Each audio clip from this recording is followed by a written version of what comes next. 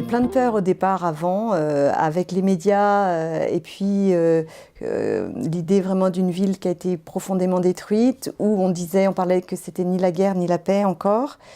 Une traversée du désert de Syrie pour arriver jusqu'à Alep. Donc il y avait beaucoup de peur, d'a priori, d'imagination.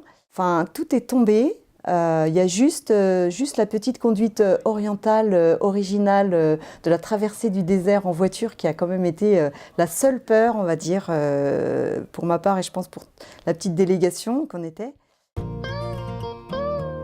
Alors donc ce jumelage, il est né il y a 3 ans à peu près, au moment de la guerre justement en Syrie.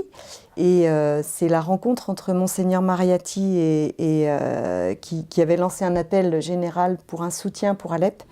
Et notre évêque a saisi cet appel, puisqu'il y a beaucoup d'Arméniens chrétiens dans notre diocèse. Donc l'idée, c'était vraiment d'abord de faire connaissance, créer des liens avec les chrétiens arméniens de notre diocèse pour porter ensemble la paix pour Alep et particulièrement les chrétiens arméniens d'Alep. On a été saisis par le courage et la foi des chrétiens arméniens qui sont restés pour pouvoir aider les familles les plus pauvres, celles qui ne pouvaient pas partir au moment de la guerre.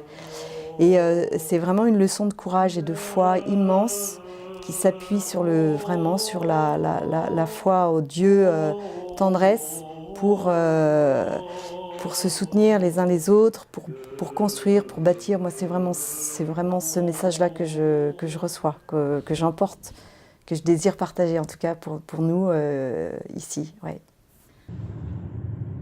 On a vraiment fait une découverte immense d'une vie qui couvait sans doute déjà pendant la guerre et qui puisque la ville maintenant est en paix, qui grandit, et qui se manifeste avec beaucoup de courage et de force. C'est vraiment ça, je dirais, ce qui nous a vraiment explosé au cœur, vraiment ça. Ouais.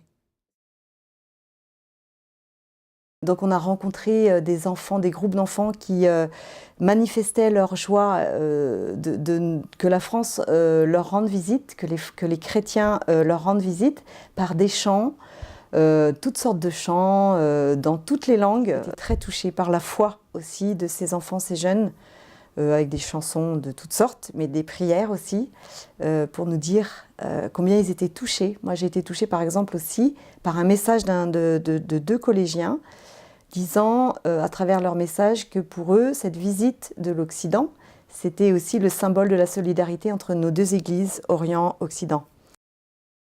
Ça, c'était vraiment aussi un très beau témoignage du choix de Monseigneur Mariati, puisqu'il y a par exemple, il y a une des écoles, et l'école diocésaine, qui est mitoyenne avec la cathédrale arménienne, qui a été bombardée. Et l'école avait été bombardée aussi. Les enfants, ils avaient trouvé refuge dans des salles sous la cathédrale et sous l'école pour continuer l'école. Et donc, quand ça a été possible financièrement pour Monseigneur Mariati, il a fait ce choix d'abord de reconstruire l'école. Pour lui, c'était le plus important avant de construire la cathédrale. Et donc, on a visité à la fois un lieu de vie, de joie, de reconstruction, très beau, les écoles. Et puis aussi, on a visité la cathédrale, qui est pour le moment encore qui est en toute délabrée. Enfin voilà.